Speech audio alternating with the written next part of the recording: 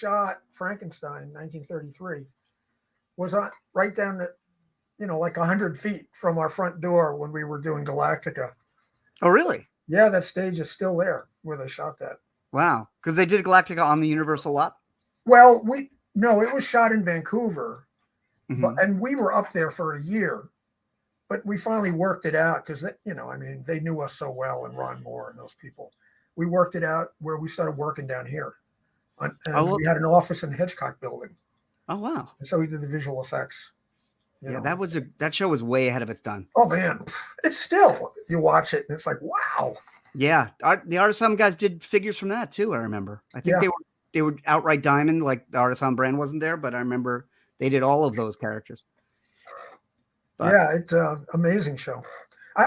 It's amazing how many Star Trek fans haven't given it a shot.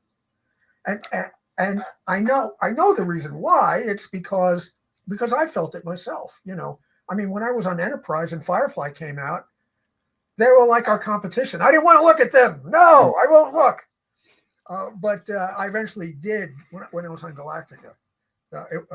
Our IT guy put the whole series on our system, including the movie Serenity. And while I was working, I ran the entire season and went directly into Serenity. And it's just like, it's devastating when you get to know them so well in one day and fall in love and to see what happens, it really was an amazing show. Yeah, I did that in a week. My sister was a big Buffy fan. And when the DVDs came out, I said, I keep hearing about Firefly. She's like, come over and borrow them. And I watched them from Monday to Friday. And then on Saturday, she took me to Serenity. And it was the same, it just clobbered you. Yeah. Yeah, it's devastating. Devastating. Boy, I tell you. Amazing. So I don't want to waste any time because you want to talk about Picard. We want to talk about Picard. Talk about anything you want. Well, I mean, let me tell you about my mother. Well, so you're the spine of your career, I would say, has been Star Trek, right? You were on Next Gen, you were on DS9, you were on Enterprise, and then, but then you go and you do other things. Star Trek comes back and it's this different thing. Yeah. And then it's going and there's series after series. They do his first season of Picard, and then Dave Blass calls you up and says, "Come back." Well, the funny thing about it really was that, I've had a 42-year career, and I guess it amounts to about 22 years of it being on Star Trek, which is incredible because it's always what I wanted, But when Enterprise was canceled, I went right to Battlestar Galactica. I mean, it was like Gary pounced on me that night. I went home not knowing whether I'd ever work again. I'm thinking, wow, I just worked like 16 or 17 years straight. I'll probably never work again. That's the end of my career. And then I got home and Dorothy meets me at the door and says, there's a message from Gary in Vancouver. And I'm thinking, oh my God, he's going to ask me to come over to Galactica. And sure enough, he did. So I went directly. I hated seeing Star Trek canceled, but it needed to be canceled because I had to go and do Battlestar Galactica, and we won Emmys. Yeah. So it's like it allowed me to go and do that.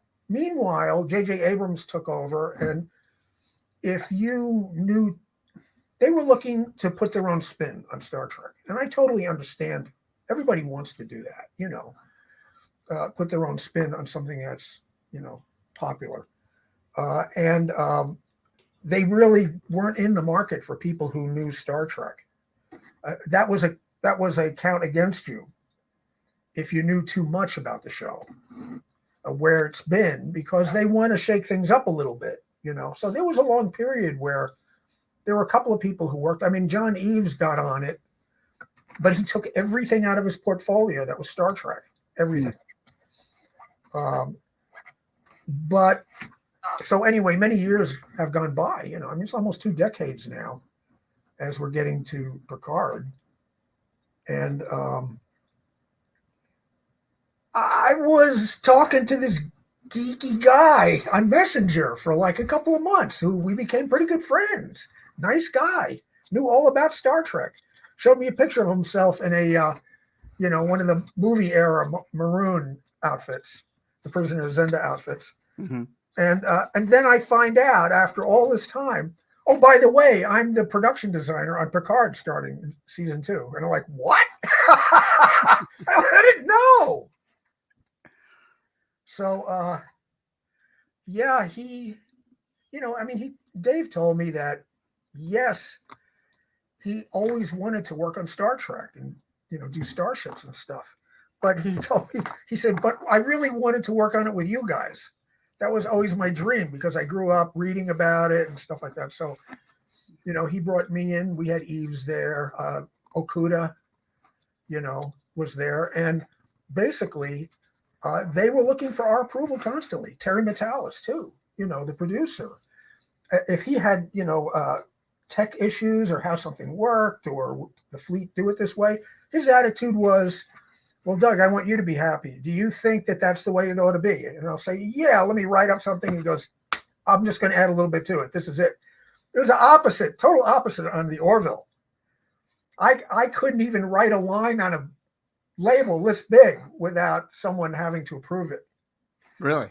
Yeah, on Star Trek, the old ones and Picard, it was pretty much, they totally wanted us to do what we thought was right, and every producer, whether it be Seth MacFarlane or Terry Metalis, a show is their kingdom and they have a right to do it any way they want. If they want to look at every single thing and say, nothing is anything until I say it is.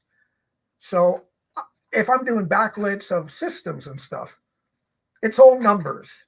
I'm not allowed to figure out how the systems work, mm-hmm. which we did on Star Trek all the time. And there's a strata of fans who love that, the work that we put into that, because part of the fun is sussing it out and how does it work and did they think it out?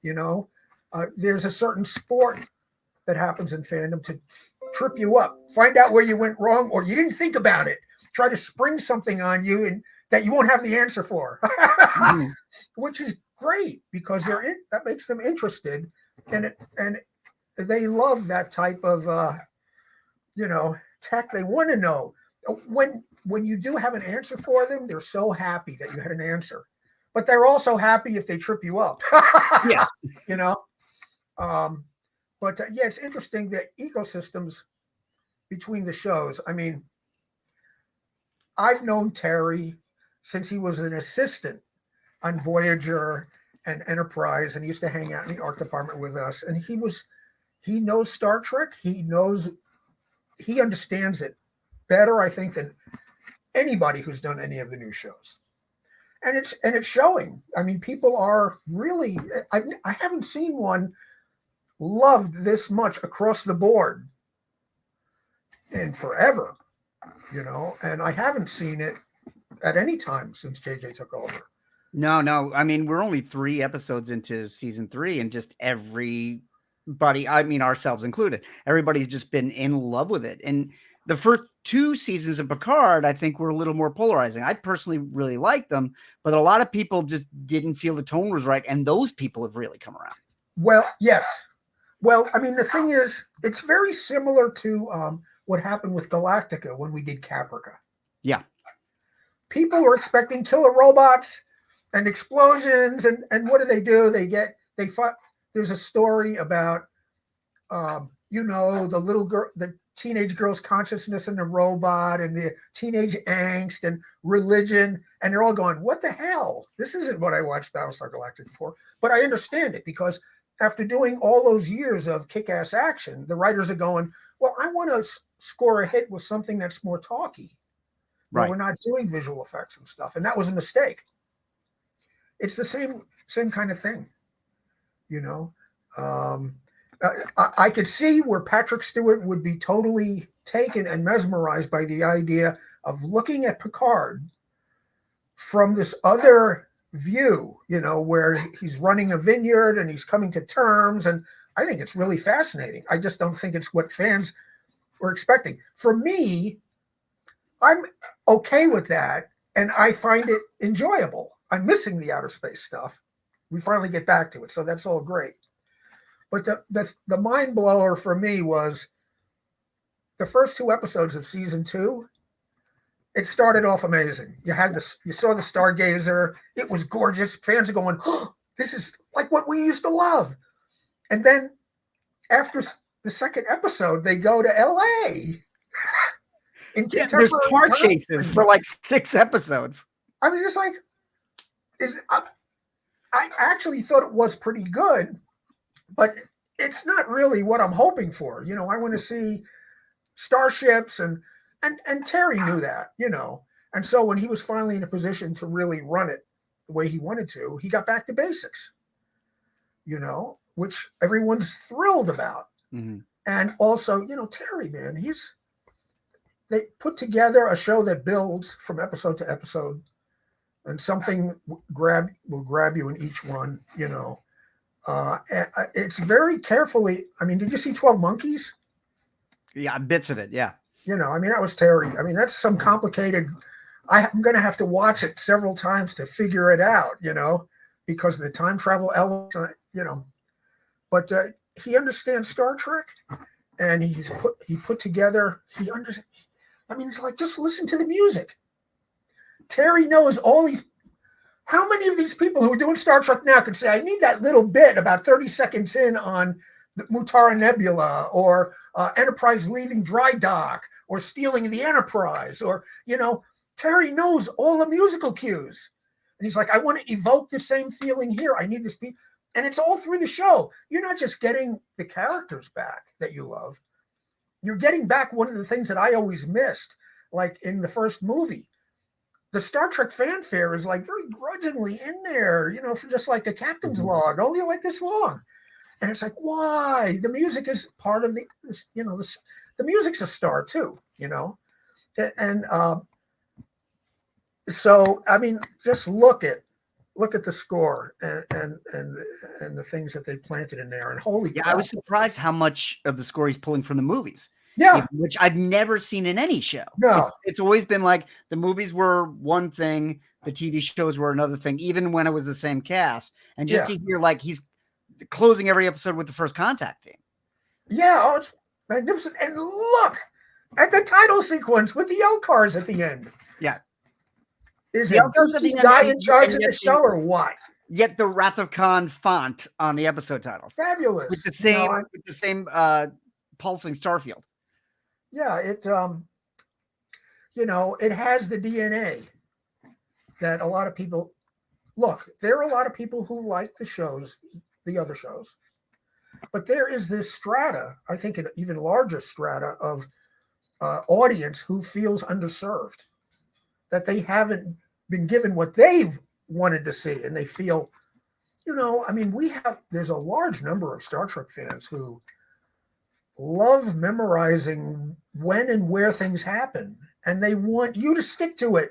They invested the time to learn it, and now you're telling me that we're just throwing that away, you know, that you can get fans upset. I mean, there's a lot of fans out there who invested a lot of money in books, and, you know, you can't be shaking it up like that, because once you've done that, it's kind of like betraying the trust of people who've invested so much time into loving it, you know. Right, and I wanted to ask you about that, because obviously you guys are part of that, a part of bring that legacy, that history. You guys are part of the stars that made Star Trek what it was, certainly during the Berman era.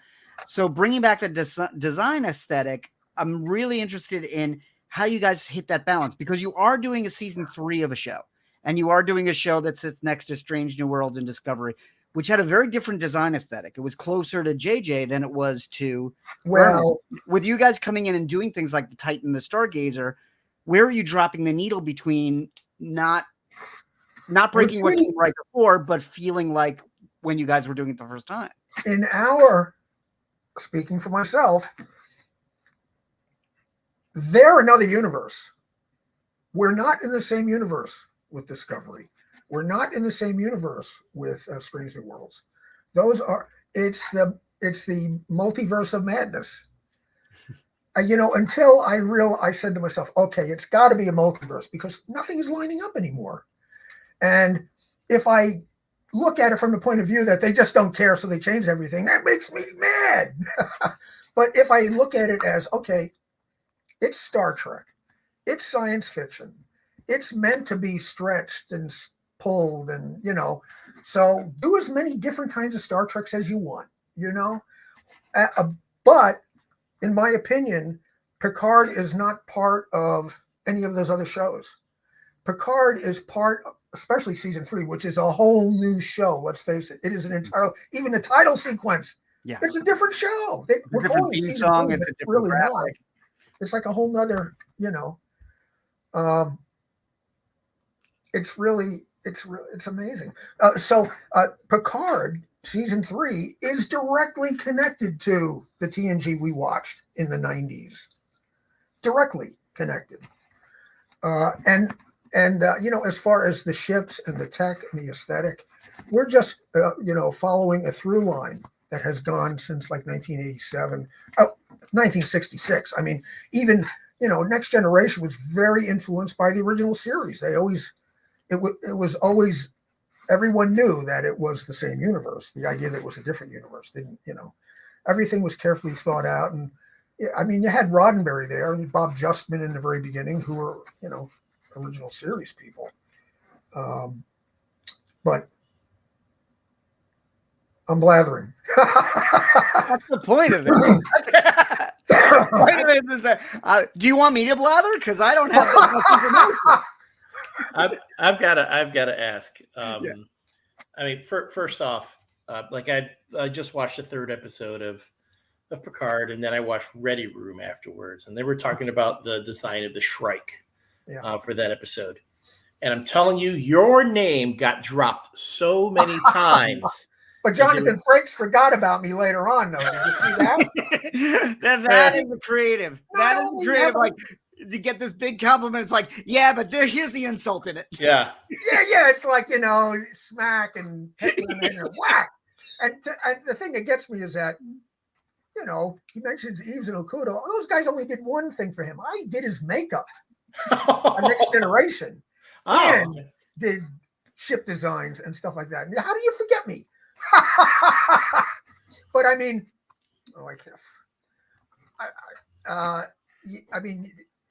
listen, when Dustin Hoffman won for Rain Man, he forgot to thank Tom Cruise. And he was so embarrassed. So you just never know when you're going to have a brain fart or something like that. Jonathan knows me. I mean, I had come up to the set, and he'd run up and grab me and call me Dougie. He knows who I am. But just at that moment, it just like I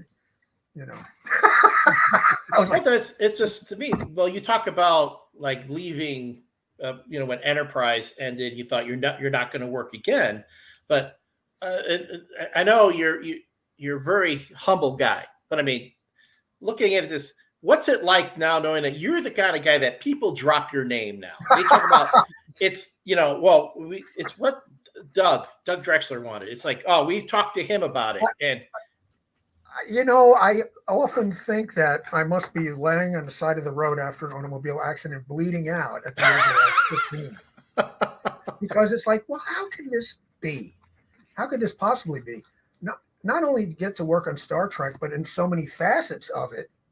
Oh my God. I mean, it's one thing to do something the whole time, you do visual effects all the way through.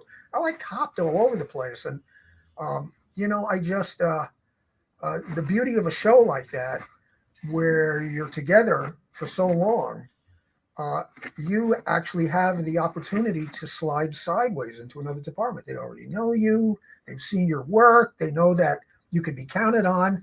And so that's how I ended up in visual effects. And that's how I ended up, in scenic with Mike, and then, illustrator after a while. Plus, I mean, if you just look at my makeup career, which I only was at 12 years, I guess, 12, 13 years I did makeup. If that was all I had done, that's not too bad. We won an Academy Award. I could stop right there. But you came into Star Trek doing makeup, right? Well, yeah. I mean, we came out and done everything. We were East Coast, like Dick Smith. Mm. And we always knew we wanted to come out to, Los Angeles, but we didn't want to come out here looking for a job. We wanted to have a job that would bring us here. And we had worked with John was on Cotton Club with Francis Ford Coppola, where he met Milena Canonero, who was a costume designer, and there was the production designer there, Dick Silbert, and we had worked with John Landau, who's the producer on Avatar. He's like James Cameron's guy now. We worked with him on a number of pictures, and when they were starting to put Dick Tracy together, these people said to Warren, well, why don't you talk to these young guys? They're hungry. And not only that, though, I mean, we were not the guys you would count on getting Dick Tracy. I mean, even Dick Smith said, oh, you'll never get Dick Tracy. They'll get Rick Baker, or they'll get Greg Canham, or, one of the superstars, Rob Bottin. And, but he didn't count on Warren not wanting to deal with that. I mean, I can't say this for sure, but I'm thinking probably Rick Baker gets $1 million just for himself, when he takes a job. Rick Baker could also tell Warren Beatty, I don't want to do that to your face. Yeah, right. So we're gonna, and that could be part of it, but we were also a different flavor. And Silbert was the production designer, who is like royalty. Was a New York. He came from New York, and he remembered when he first got out here how the unions were up in arms, saying, "Well, why are you bringing this New York guy? There's people here who need to work." So having other core people who were from New York kind of helped too as well. But we got the job, and then I remember Dick Smith said, "Well, maybe you got the job, but you'll never lift a brush on stage. You'll just do the lab work." Because the head of the union, a guy named Howard Smith, that everyone was terrified of. And actually, I think in like 1987 or something, a union member shot him. I don't mean to laugh, but a union member shot him coming out of a meeting. He survived. Deliberately? So, yes, because there were people who didn't like him, Dick Smith said he's a monster. But once again, he didn't count on the power of Warren Beatty. Beatty was very powerful, and Dick Tracy was one of the biggest shows in town. Everybody was going to be in it. And Warren hadn't decided whether it was going to be a union show or a non-union show, and he's smart to hold it back because that's a bargaining chip. And of course, the union wants it. And Warren says, okay, I've decided it's going to be a union show, but I need these two guys. And so the next thing you know, Howard Smith is driving out to our lab in Van Nuys, bringing us our applications like this. And Dick Smith was like, how did that happen?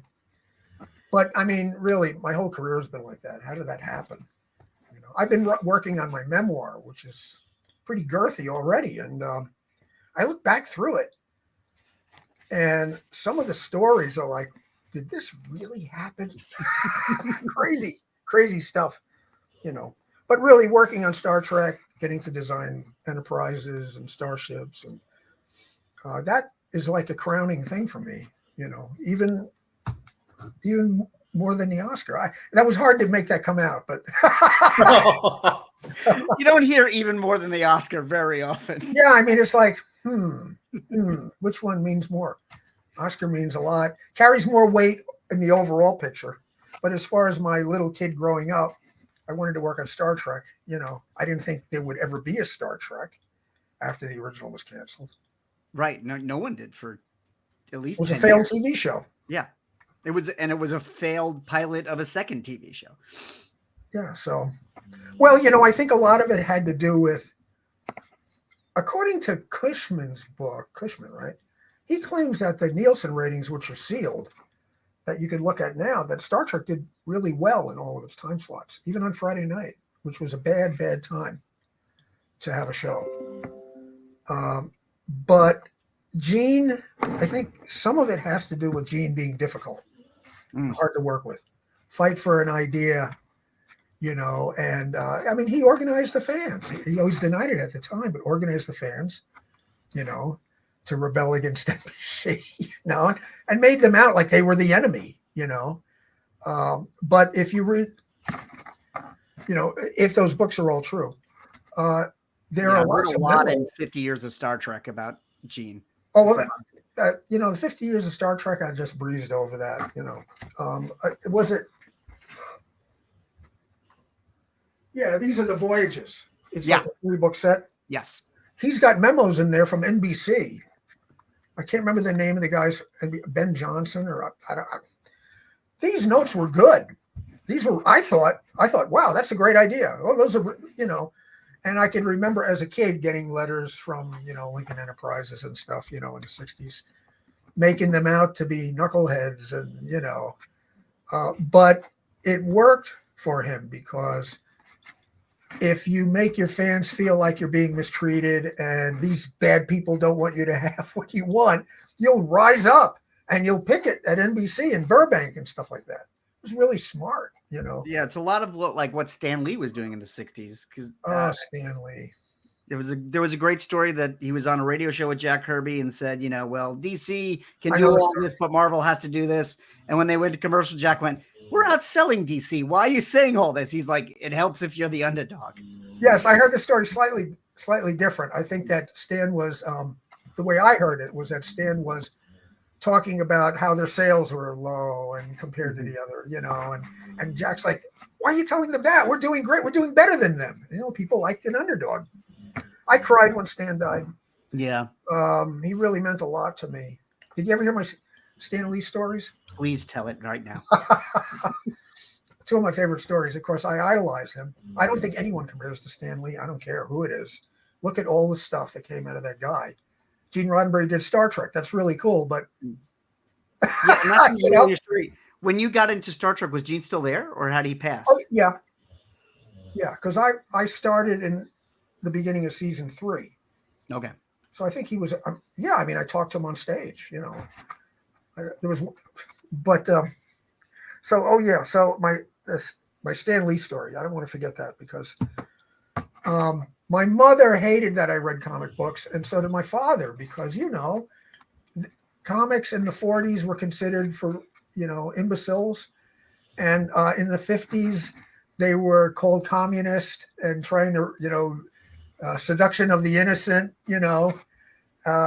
and so to my parents, comic books were bad. They didn't want me reading comic books, and they threw away a lot of my comics too. So in like 76, we opened a store in Manhattan called the Federation Trading Post, a Star Trek store of all things, at 53rd and 3rd. And actually, it wasn't doing well at first, and then we saved up money and had like a 15-second still frame over the Outer Limits, I think it was, or something at night. And next day, there was a line down the block. But that went on for quite some time, and we built a museum in the back that had a Matt Jeffrey-shaped door, and we had like a 6-foot Klingon ship, and we had actual uniforms and props and things. And we had a press opening for it. And you're in Manhattan, everyone's right there. You could send letters to NBC, CBS, and it's only a few blocks away. And I sent an invite to Stan, and he came. And my mother was there. And I introduced my mother to Stan Lee, the guy whose comics she made me throw away and stuff like that. And I'm like, "Ma, this is Stan Lee." And she says, "I want you to know that you had more to do with raising my son than I did." And Stan says, "The last woman who told me that, her son was in Sing Sing." So we all laughed, and he was great. I'd been up to his office after that, and he was always what you wanted him to be. The sign of someone with charisma is someone who makes you feel like the most important person in the room. And he always did that, no matter who he talked to. William Shatner's like that too. Mm. But so many years later, maybe it was 10 years ago, Barbara Luna, the captain's woman, she helps run these autograph shows where they have all these actors from TV shows and Playboy bunnies and stuff like that. And she always invites me down. And Stan was in the green room, and he's signing posters, and he's going like it, the Energizer Bunny. I mean, he just like the energy of this guy. And so we stopped and chatted with him and took pictures, and I had a conversation with him. I said, "Stan, I just want to tell you a story about when we had the Federation Trading Post, and you came in and you met my mother, and I told him the whole story, and he cracked up when he heard what he said. And I told him he was my surrogate father. I just want you to know you were my surrogate father. And so anyway, conversation went on, and he started having to talk to other people. About a half an hour goes by, and his handler comes in and says, Stan, we have to take you over to the terminal and get you on your plane. And it's, like I said, it's been about a half an hour, and he's, how old was he? Had to be 90 or something. And I'm thinking, he sees so many people. I'd say something to him, but he probably barely remembers the conversation we just had, because he's talked to so many people. And I'm watching him go out, and as he goes out, he reaches for the doorknob and he stops, turns around, finds me, and says, "Goodbye, my surrogate son." So, Stan was always what you wanted. He's taken grief from some fans, I mean, yes, Jack Kirby and, Steve Ditko and Don Heck and, all those people were really important, but I don't think any of them take them and let them write their own story, and it won't have the sizzle that Stan Lee put in it. I mean, Jack went and did his own books like New Gods, and it was like, yeah, there's a lot of good ideas in there, but there's almost no stories in there. Yeah, it's just a lot of concepts. Yeah, I know he's a great concept guy, but if you want dialogue, that sizzles and engages you, and that's what made the first bunch of Marvel movies so great. Yeah, and really that's what captured that. I always said there are people that say, well, Jack Kirby did everything. I was like, well, Jack Kirby didn't do Spider-Man. and there's a commonality between the Fantastic Four and Spider-Man, and it's not the artist. Yeah, well, Stan was the thread between all that stuff. I mean, Jack was the art director of all those books. But Jack Kirby's, he's like astonishing, the power. And for me, you got to mix them up with the right inker and the person writing the dialogue, like Stan. I always thought Joe Sinnott was the best guy for Jack Kirby. Oh, those Fantastic Four issues with the three, best. Especially when Sinnott comes on like about in the 40s. Yeah, I mean, it was like Coletta for a while, and he's too scratchy, Yeah, he smoothed Kirby's rough edges without wearing him down. Well, I mean, you look at the stuff that came when he went to DC, and he found an inker who inked him exactly the way he drew. Mike Royer. Yeah, Mike Royer, yeah. Did a great job, but the figures look like dolls because Sinnott smoothed those people out and made them more realistic. Yeah. And able to relate to, but yeah, those are it's always been so unfair that the fountainhead of Marvel was the Fantastic Four. That's where it really began. I used to tell Dorothy, because she didn't read comics, but became a big fan of that first bunch of movies. And I'm like, everything you're looking at here started in the Fantastic Four. That Iron Man, who was more like a B-level character who I loved, the Fantastic Four were like A-level stars, When I was a kid, I wanted to be a comic book artist. I'm glad I wasn't. It's a hard life. Not a lot of money. No. I mean, and I know guys who I idolize it. They were just making it,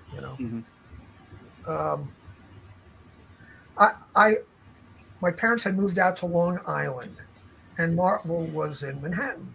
And I figured, well, a lot of these guys live out on the island. So I got the phone books out and I started looking for artists. And I found Don Heck. Was about a half a mile from me. And I called him. And he let me come to his house, once a week with my drawings. And he'd throw a piece of tracing paper over them and show me where I went wrong. And it was also knowing who to put on.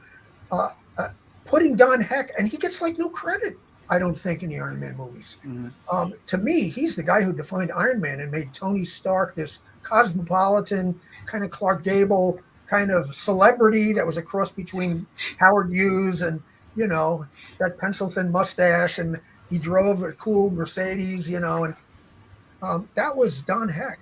And Don Heck, Marvel had been using a lot on romance comics because he drew beautiful women and handsome men. And if you're going to do Iron Man, you need someone who could do beautiful women and handsome men, you know? So I always loved him, and I always felt that he is what made, I mean, the first issue was Dawn, you know, when they're in the jungles, and it's just fabulous. I owe him a lot. John, help me. He took over from Kirby. Kirby left. John Buscema lived about 3 miles from me. And I called him, and he let me come to his house. And he lived like in Port Jefferson or around that area. And I sat with him. And Don was the one I saw the most, you know, because he was very close to me. And, you know, I guess he was divorced. You know, the house looked like a bachelor had been living in it. Comic books all over the floor, and, you know. But, yeah, I'm really grateful for that. I was lucky to grow up there because, you know, I would go up to Mad Magazine, you know, and see Bill Gaines and Al Feldstein and people like that, you know, go up to, you know, I actually had started doing a Marvel Tech Manual way long time ago, and brought the pages I had up to show Stan, and he was like, how can I steal this from you? But I needed like photostats of art, and he was like, give this guy whatever he wants. Never charged me anything, you know. So it was great to be, you know, around the print world stuff, which was so big at that time, you know, through the 60s and 70s. And, you know, you want to come here? You want to see who these guys are? My parrot. I've had him for 42 years. Wow. Well, they lived to like 100. No, I want to kill him. God damn it. Die already. There's no escape. Call the police. So, Doug, before we get too far away from Picard, I really wanted to ask you about the design of the Titan, especially the bridge, because we know that it was also the Stargazer. So I'm wondering, when you guys started that, was it like, we need to design 2 bridges that have the same elements, or was it like, we designed the Titan, now make it the Stargazer? Yeah, I think that for a while there, it was going to be Stargazer all the way through. And I think that they had to swap the bridge out. It was a last-minute decision. I think that Terry was wise to do that because the Stargazer is a big, muscular ship and should be able to turn around and have a pretty good accounting of itself dealing with the Shrike, although Shrike has superpowers. The Titan is like a second-level ship. You know, the Captain Shaw is a second-level captain, you know. Yeah. And he knows it. And he knows it. And I love him, man. He's awesome. I mean, the dinner was hilarious and so brilliantly acted. And I mean, wow. I'm so expected to hate him, and I just don't. No, you won't. That's the beauty of it. I get a lot of people who say, he's such a dick. How can you like him? I'm going, well, you're looking at him as a person. I'm looking at him as a performance, this amazing performance, the timing and the, you know, and the way it's planned out. He's already started eating, you know, and they're not late, you know, it's right away. It's like, you know, shoving it up there. Power move. And then he gives him the, Chateau Picard, terrific. You know, that's the kind of stuff that you can't really put in the script. That's accurate. Yeah, I loved his moment when you know Riker's going to become the captain, if not Picard. But I love when that moment happens because you figure, all right, he's going to blow up, he's going to be unconscious, and he just gets injured and points right at Riker. He's like, "You got us into this. You get us out of it." And I've never seen that kind of move in Star Trek before. Like, they used just the right amount of blood. You know, he was hurt. Yeah, the blood that ran off his face.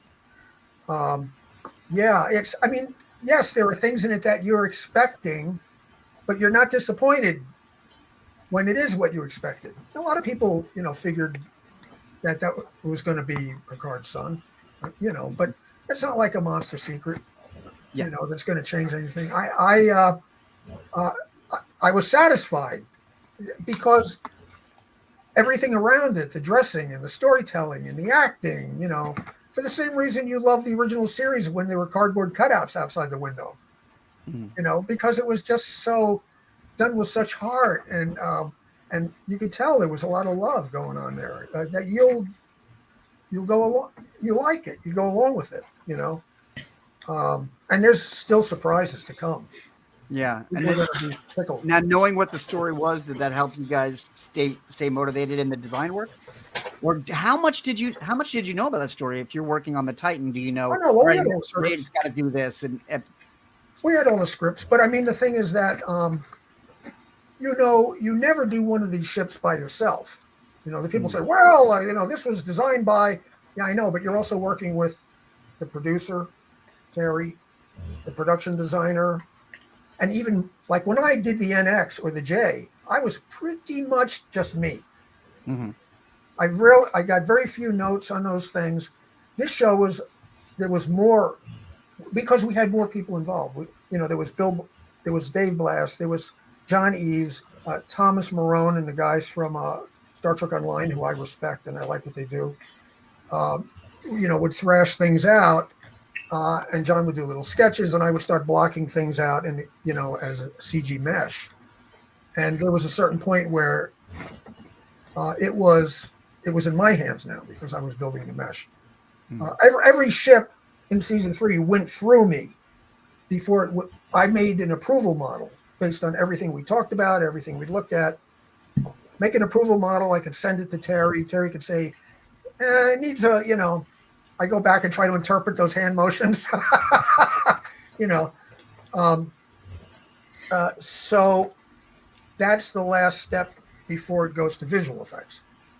Then visual effects is going to add their own. They're probably going to rebuild the mesh completely, because I can see little differences in my mesh and what they did. But that's there's a certain interpretation that happens. You know, I'm putting in basic plating because plating design is really important on a Starfleet ship. If you don't give them a guide, it could end up being kind of, you know, ND plating. But plating needs to tell a story, you know. But when it comes down to the little refractive hits of light and, you know, specularity bounces and, you know, the way light is playing across the surface, and that's visual effects goes in and really tweaks that stuff. I don't have time for that. I think that Titan was done pretty fast because we thought it was going to be Stargazer. And Terry had seen a design that he liked on the internet that Bill Krause had done of a ship called Shangri-La. I had been using Bill in the Ships of the Line calendar for the last 7 years, you know, so I always brag, I discovered him. So what Terry wanted to do was to take that design and put it through the Picard filter. You know, we had established on Stargazer a certain type of nacelle that we wanted to carry across the fleet for ships that were made in that period. The proportions are a little different, but it's the same technology because they were both built about the same time. But to put it through the filter and make sure everything was there when visual effects gets it, that there's phaser strips and phaser turrets, and the core ejection system is there. You could look. Fans want to look and go, okay, so where's this? Where's that? Let's see if they missed this. And they want to catch you, but if they find out that you thought about it, they're really happy because they feel respected, you know. Yeah, one of the things I liked about the design was that it's almost going back to the movie era where the Titan, you can see the different levels on the side of the dish. You can see like, all right, there looks like there's 5 decks there. And I haven't seen that really since the Enterprise A. Yeah, well, you know, that a lot of people have said, well, why would they pull out a side wheeler? You know, why would Starfleet build an old design? And you know, in the Picard era, we were seeing Excelsior class ships. We were seeing Grissom class ships. We were seeing Reliant class ships, Saratoga. Those designs are from the movie era. How come nobody cares about that? Isn't that an issue? Well, no, it really isn't. And I told people, it all boils down to mission envelope. If something looks like it's from another era, Does that mean it's not useful technology anymore? No, because It's like a Cadillac. well, I mean, you have proven designs that work well for certain things. And I pointed out, did you see Top Gun Maverick? Yeah. Did you like it? Yeah. Did you notice that when they were on their mission heading in, that they were in touch with a picket plane, like an AWAC plane? It had propellers. Why would they use a plane with propellers? That's old-fashioned technology. It's not 1945 because it's not that simple, you know? So there are certain things that that class of vessel did better than any other, you know, and you could use that. So for me, it's like, first of all, Terry loves the motion picture era. And he really wanted something that went away, that started to pull itself back from that elongated saucer section that really started with Voyager. Right. You know, and then the E. And then the E. And I'm not really a big fan of that. I always love the juxtaposition of the saucer instead of making it a submarine shaping, you know. I like the rounder saucer. Terry does too, you know. So I'm glad to see, you know, Stargazer having it closer to a round saucer and getting away from that elongated, you know. So what were we talking about? Well, speaking of the saucer design, okay, and this takes me back to the first episode of Picard. You know, you have that scene when Riker and Jean-Luc are having a drink. It's Federation Day, and they're talking about all The fat one. Yeah. Thank you. Okay. So I do not appreciate them fat shaming the Enterprise. And I hope you said something.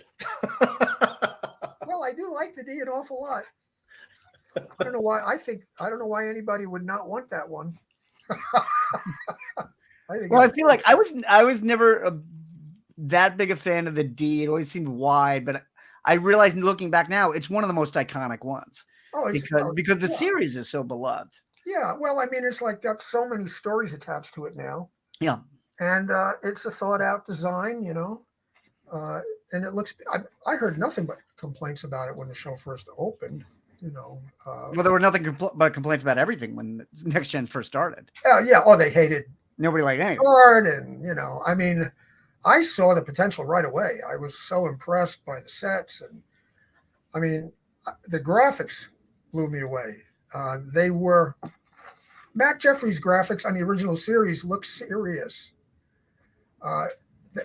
They were believable, and I think that it's real easy to do science fiction graphics that look like baloney, that they don't look like they're telling you anything important at all. Mike's stuff had this amazing sense of organization, and you really believe that because so much thought was put into it, in its look and its layout, that you were pretty sure it was doing something important. And when I came on board Next Generation, and I was spending, you know, god awful hours on stage, which was okay by me, I was looking at all those sets and graphics and stuff like really close, examining them, you know. And I found out, who is this Mike Okuda guy? Because the closer you looked at the graphics, the more clever and thoughtful they were. You know, you could follow that flow chart. That was one of the things I really loved about Polamotion before they had monitors. Mm-hmm. They had that wheel that turned behind that had polarized material that created a sense of energy moving. And to have these big, long panels that you could follow a flow chart was really amazing. All I knew is that, you know, I guess for about 3 years, I was pretty regular at working with Mike Westmore, but I really wanted to go to the art department. Yeah, well, the L cars. I mean, I know that was a big thing, bringing that back. People loved it, right? Yeah, it's like Mike didn't just create a design; he created an operating system. Like, that's a UX design. Hey, listen, you ask anybody to draw the footprint of any other science fiction interface, and I guarantee you they won't be able to do one of them. But if you ask them to do L cars, they probably, even if they can't draw a straight line, can do it. Yeah. And that's why to this day, you see it on people's phones, you see it on their backgrounds, on their computers. Any of the others? No. Nope. Mike really did something amazing. I admire him so much for that. Yeah, so it's up there with like Apple in terms of just timelessness and Apple? Apple at a certain point, not now. You put the Apple. What was that cartoon with the Apple label on a teapot? You ever see that? No. If it's just a regular teapot, everyone in the auditorium is like this. Then you put the Apple logo, and all like, yay! It's a cult. I started on Mac. I used the Mac for 8 years. Mm-hmm. 8 years, yeah, until I got into visual effects. And the Mac is not the machine you want to be using because it's a closed architecture, and all the really interesting plugins are happening in the Windows systems because you're allowed to play with it. So if you wanted to use all kinds of interesting plugins for visual effects, you couldn't get them on Apple. Plus, you get more bang for your buck, with the PC. Yeah. What were we talking about? Okay, hold on. I'm going to make a point. You forget what it was. I know. You were talking about saucer design. That's what we were talking about fat shaming the Enterprise. Oh, well, Here's my now. This is the nerd question. I did this on our last podcast with a former rep from Lucasfilm. This had to do with Indiana Jones, and he was like, "Elliot, I have no idea." So I'm going to give you a similar type of question. Okay. If I don't know it, I'll make something up. Yeah, make something up. There you go. That's what I'm hoping. Here's my thing. Okay. We know that the transporter has reproduced Will Riker. So you had Thomas Riker and Will Riker. And it even made on lower decks, it made a second Boimler. Okay. Why can't the transporter be used to make another Data? Because everyone kept talking about how Data is so special. Well, I think they've done it before. I mean, I think that really, honestly, they're disintegrating you and recreating you on the Enterprise, Right. Yeah, exactly. That's my worry about transporters is I don't think they can transport anybody. I think they can kill you and clone you. Exactly. That's all they do. It's Invasion of the Body Snatchers. Yeah, they're not taking your molecules apart and shooting them across space. Well, I mean, McCoy always said they were, but it doesn't really make sense. It makes more sense to kill you and recreate you someplace else. That's what the stoners on Breaking Bad said. Remember the episode of Breaking Bad where it said, "Oh, look, check it out. It's like you're dying and they're just reproducing you elsewhere." So I never understood. Again, that's always been a little plot hole for me. Did you ever read Spock Must Die? No, I did not. I read it as a James Blish novel. It dealt with that. It dealt with that. I read it in like 1968. So yeah, my dad had a bunch of the paperbacks sitting on the porch, and that was one of them. He was into Star Trek before I was into it, and then when I got into it, he got out of it. So he took me to Wrath of Khan. The universe is in balance. And then when Next Gen started, he was like, "Nah, I'm done with this." Really? Yeah. Every time I think, I thought I was done with it when I first started getting interested in girls, but I guess I wasn't. You want to see these guys? Come here. Here he is. Oh, look at that guy. That's 45? 42. 42. He's trouble boy. Yeah. Well, he's a Gen Xer. Runs my freaking life. What's his name again? Beaker. Like the Muppet. Like the Muppet. Yeah. Sorry, buddy. So out of everything on Picard, what are you the proudest of? What are you the most excited for people to see? What do you like? Well, there's some I'm things so glad I got to do this. There's some things I can't talk about yet. Well, yeah. They're going to be, people are going to love. Yeah. So basically what it is we haven't seen yet. Well, no, I mean, I really love the Stargazer. Mm-hmm. I liked the Titan and another ship, but even though all those ships went through me, there's some ships that I had more input on, designing or building. I mean, the Stargazer is one. Elios with John Eves. John and I love each other, and to work together has been one of the dreams we've talked about over the last 20 years of not working together. Wouldn't it be great to? And Dave Blass is smart. He knows that we get along like a house of fire and cracking each other up, and we're a perfect team to work together. There's some stuff I can't wait for people to see. And I guarantee you that a lot of it is as exciting as everything you've seen so far. I mean, there's some great stuff coming. I can't wait to see the reactions. Yeah, the one thing I keep seeing on social media is I can't remember the last time I had to wait every Thursday. That was me. I said that. It's not everywhere. Because I used to count the minutes till the next Thursday.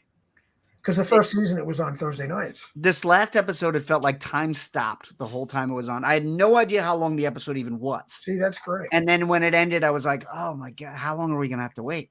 And, and visual effects is doing some really beautiful work too, There's little things here and there I would do a little differently.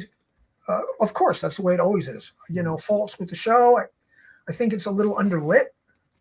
I was thinking that myself. I wanted to talk to you about that. I know we talked more about the outside of ships, but it seems like the aesthetic on the inside is very dark, and it reminds me of a lot of the other Paramount Plus shows, whereas Next Gen was, very lit. Well, and that's because it was started by Bob Justman and Gene Roddenberry, who learned from the first show that you want to have a lighting setup that works no matter what show you're doing, and you only change the light to like yesterday's Enterprise, where it became dark in there. I wasn't on stage when they were shooting, and I don't know what kind of decisions were made talking to the DP. And I'm not saying this is what happened, but all it takes is someone like Patrick Stewart to say, this is really about us. The background means nothing. Bring it down and focus on the actors. Yeah. I totally get that. I thought the bridge looked better in the first episode of the second season. You could really make it out, I feel like it's too dark. But everyone makes creative decisions on the spur of the moment based on your partners and the actors you're working with. I mean, maybe Jonathan thinks that, we want to emphasize faces here. This show is more about character. I mean, I think probably that if they ended up going to another season, they'd probably brighten things up. I mean, those sets are really gorgeous. That bridge is beautiful. I mean, I just adored being on that bridge. It just feels so real. But I think, we're kind of missing some of it. And, whatever decisions were made to do that, it depended on what they were going for. Like I wonder if it has something to do with that. It's designed for a single story, whereas the original show was designed for a setting to do every different type of story. Because it almost reminds me of the E. I always felt the E and the uniforms were perfectly designed for First Contact, but then when you get to Insurrection, it's almost like they didn't shift to another tone. And I love those uniforms and I love that shit, but it seemed like it was so specifically designed to tell that kind of story. I never liked the E-Bridge. It was the first hero bridge that was made out of spare parts. Really? Yeah. They were because they were always pushing to do it for less and less and less. Yeah. And so, Herman had all these parts. He pulled things out of storage and then sat down with John and said, well, we've got this, and this. How can we put all this together and then connect it? And my biggest complaint about the E-Bridge is I love the command stations in the center of the bridge should be really important. They get lost on the E-Bridge. You know what I mean? You look at the D-Bridge and it's this wonderful sweeping rail that enfolds the command crew and emphasizes them. And, you so want to sit in that chair. Stephen Hawking asked to be lifted out of his wheelchair. I was there to be put in Picard's seat. But I just thought that the seats are just like floating out there in the middle of nowhere. Mm-hmm. And it's like the two secondary seats on either side have these little like kiddie table. Yeah. The children's table at Thanksgiving. TV tray. Their console. It just looks, I never liked that bridge much. Love the Defiant Bridge. Love the original series Beyond Belief. Oh, sure. Yeah. You don't get more iconic. Still looks amazing. I mean, I have to say that I haven't watched Strange New Worlds, but what I do like about that bridge is that even though it's dramatically different and obviously a different universe than Kurgan's Law, it has enough of the colors and enough that, and that sort of plastic feeling, I kind of like the way it looks. And then there's like JJ's bridge in the movies, to me, is like, what the hell are you doing? I mean, I went out to JPL shortly after that movie, and we got onto this conversation, and I said, I can't figure out the beauty of a Star Trek bridge is that if you look at it, you can suss it out, what everything does.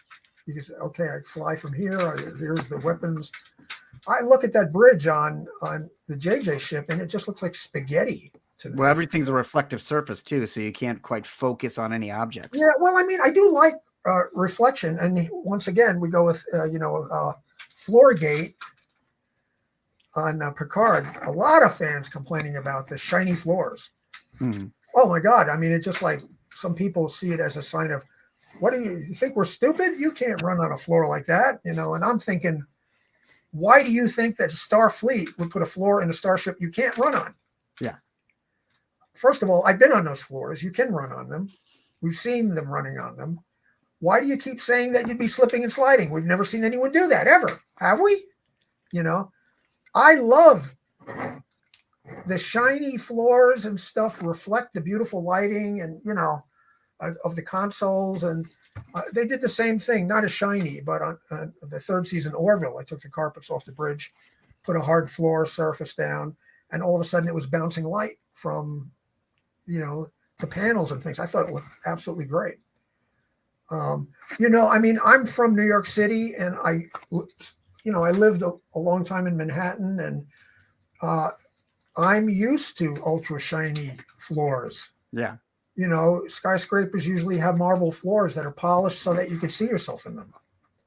I know very well that just because they're shiny doesn't mean you can't walk on them. And it's like I said, once again, why do you think Starfleet would ever put floors on a ship that you can't, I mean, so it's like, sometimes everybody wants to catch a mistake.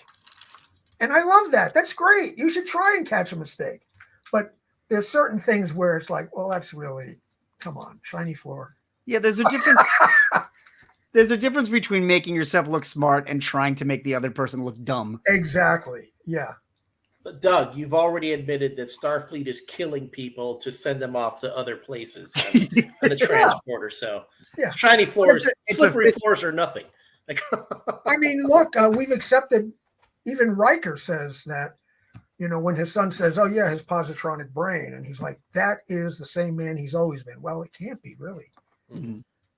He's a robot now, right? Or something, or some kind of, I mean, he's like an android. He's got a positronic matrix and all of that stuff. Is it still Patrick Stewart? But who cares? I mean, we disintegrated him in the transporter room 10,000 times already. I don't see why anybody has to die. To me, that's the biggest question. You just keep bringing them back. It's like Red Dwarf, Remember? That death is no longer the handicap it once was. With the H on the forehead. I've never understood that. Why does anyone? Yeah, I mean, they died on the away mission. Wait, we've got their pattern in the buffer. Let's just bring that's them what back. they did on Red Dwarf. Just keep 3D printing them. Yeah, exactly. Hey, listen, do you think that they're really going to be welding these ships together with guys in spacesuits? I don't think so. We're already printing rocket engines, and it's only the early 21st century. Those, that big cage around the Enterprise? You ever look at that and go, what is that? Just some fancy light holder? Yeah. I think it's a printing matrix. Of course it is. The whole idea of people in a spacesuit in a hostile environment welding, and I just never bought that. It's like you're building a starship the same way you built the Brooklyn Bridge. I mean, I've had conversations with Mike Okuda because, we love this stuff and talk about it all the time, but you would be using fractals for, as a construction technique where you're weaving a structure to be strong, in a gradient way, to be strong where it needs to be and thins out and, almost like webbing almost. I always had this crazy idea about the hull of a starship. I mean, it's like, I love the look of the original series. I thought the original series hull surface looks better, more futuristic than the motion picture surface. Because you look at the original series ship and you're like, what is it? Is it like porcelain? Mm-hmm. Is it glass of some kind? Is it, you look at, the motion picture ship and it's obviously these are plates, metal plates and stuff. But I love the idea of something that you couldn't quite put your finger on. What is it? Always had this idea that, maybe the hull is alive. Could be alive. That it regenerates itself. And during World War II, they used to make runways on little islands all across the Pacific where they would go to the coral reef, dynamite it, shovel up all the pulverized reef, bring it up on the island, and lay it out as a runway, and put steamrollers on it and roll it out, and then water it every day so it wouldn't die. So it's like, why not?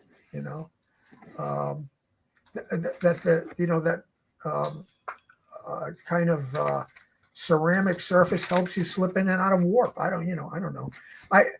I just think that these things are more. They're grown more than anything. A lot of the ship is grown, I think that that Roddenberry show after he died, that came out of Canada, where they were growing buildings and things. I can't remember the name of it. Was it Earth 2? Earth Final Conflict? Maybe. It had Earth in it. It did, yeah. Yeah. Roddenberry had a thing about Earth. Earth and gods. Yeah, I mean, he talked about, what was it? Report from the Earth or something, some title that I think that he had come up with that I think probably would work great for my memoir, but letters from the Earth. I'm blathering again. Sorry. It's okay. We're out of time, but this has been so much fun, Doug. I really appreciate all the insights and all the great stories. As I said, I've been a long time follower, but I'm glad that we got a chance to connect. Yeah, me too. I definitely urge everyone to follow you on social media. How can they find you? Well, I'm on Facebook. That's about it, really. I used to have a blog, but it just became Facebook after a while. That's pretty much, the only place you could find me at this point.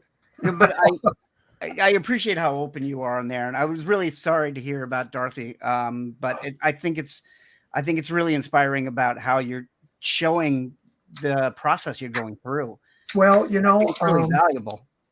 I went through it was the worst thing I've ever experienced in my life, and it wasn't like she just died all of a sudden. It took her 14 months to die, and it was sheer misery. And she was the most wonderful, sweetest, glamorous.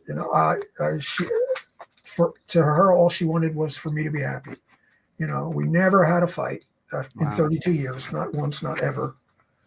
And she was just, so going through that was sheer hell. And, they had therapists. Motion Picture was sending therapists over, and I got to hand it to them. They kept after me, but it just wasn't doing anything for me. Who are you? Mm-hmm. You know me? Wait a minute. Are you 24 years old? Forget it. I mean, I appreciate that you want to help me, but you just can't. I just found that going on Facebook and writing out my most intimate thoughts about what was going on, posting pictures of her, telling stories about her. I realized that whenever I did that, I felt better for about an hour or so afterwards. And it really was the most therapeutic thing that I could have done for myself, and writing my memoir, which is an outgrowth of that.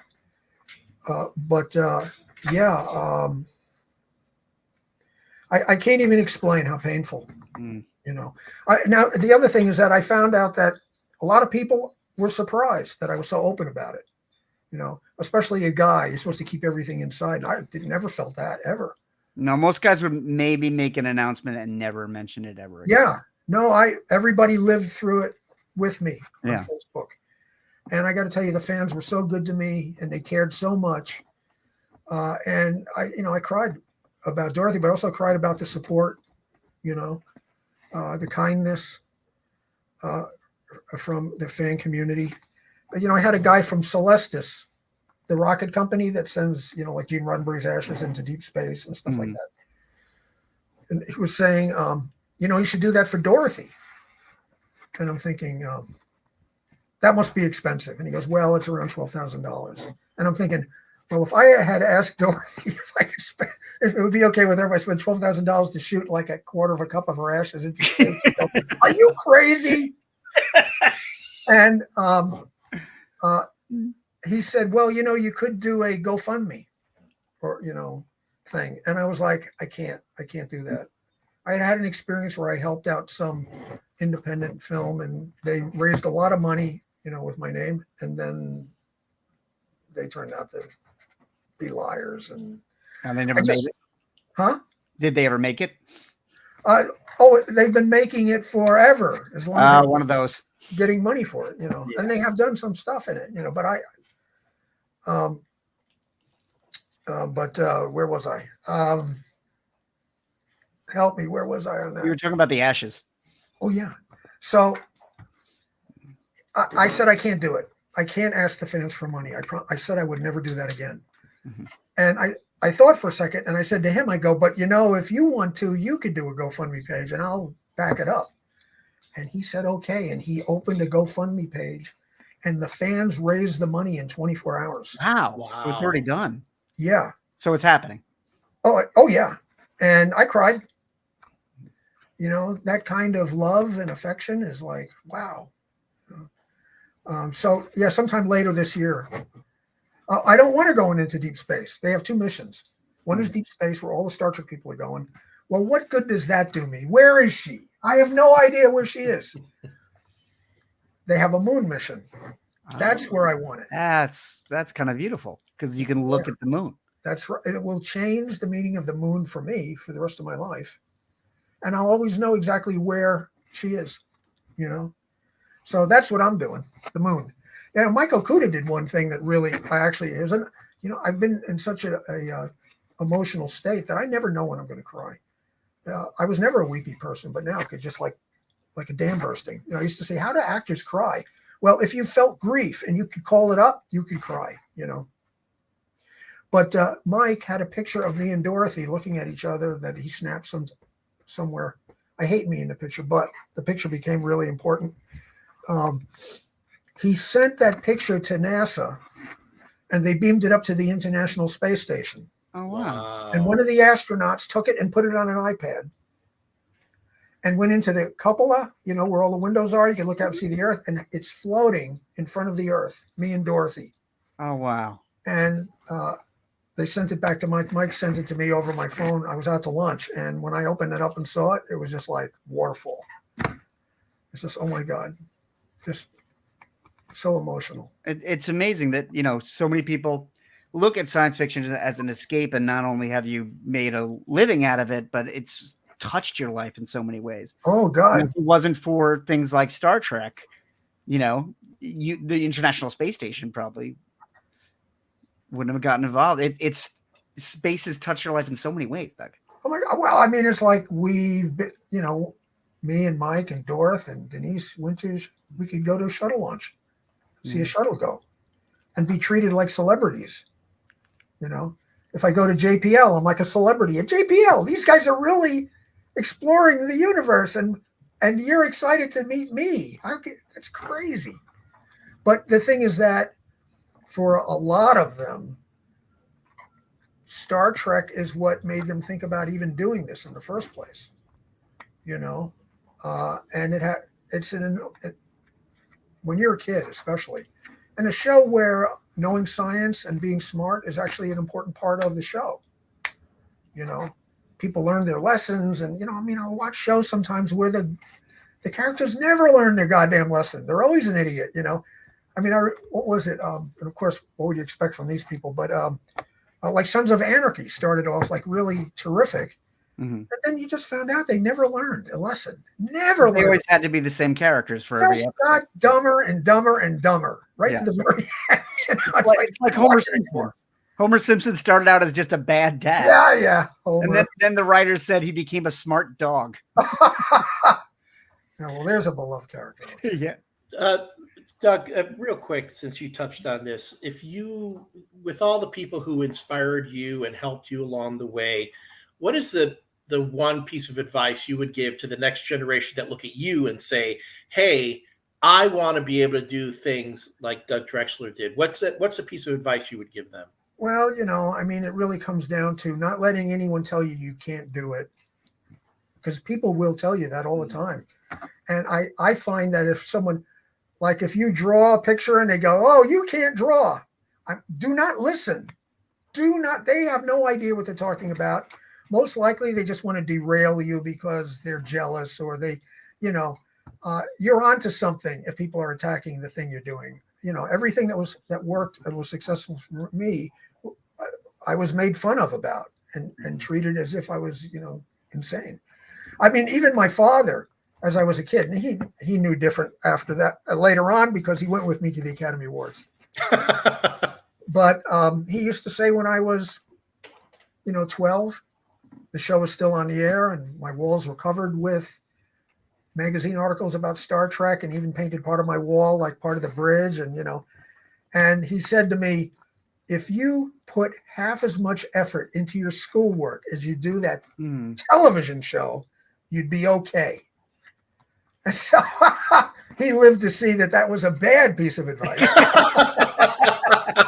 He used to tell people, whenever Doug has a tough decision to make, he comes to me and asks me what I think, and then does the opposite. It's almost like that Seinfeld episode where